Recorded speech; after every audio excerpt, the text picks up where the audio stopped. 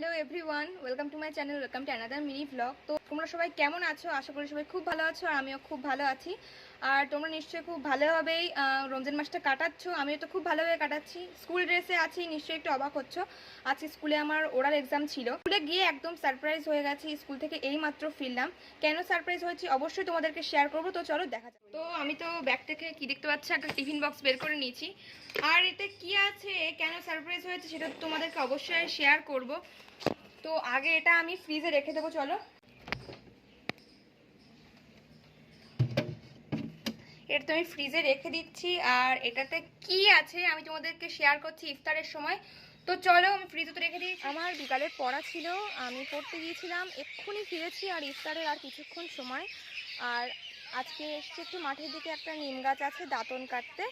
আমি দিদি এসছি আর ভাই এসছি। তো এবার দাঁতন কাট, এইটাই হচ্ছে নিম গাছ।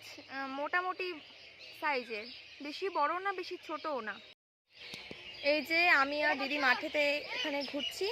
আর গাছটা খুব একটা বড় না, তোমাদেরকে আগে দেখিয়েছি। এবার মিডিয়াম সাইজের। এবার দাঁতনটা কাটবো, তারপর বাড়িতে যাব।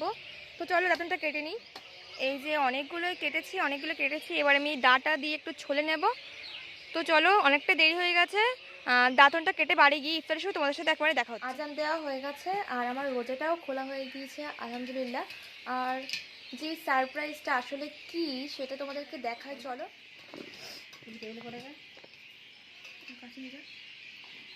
এটা হচ্ছে কাস্টার্ড। আমার ফ্রেন্ড আফরিন ওর নিজে হাতে বানিয়ে আমাকে আজকে স্কুলে এসে দিয়েছে। আমার কাছে এটা একটু আনএক্সপেক্টেড ছিল। আমি তো খুব খুশি। আর এটা কেমন খেতে আমি টেস্ট করে তোমাকে দেখাচ্ছি।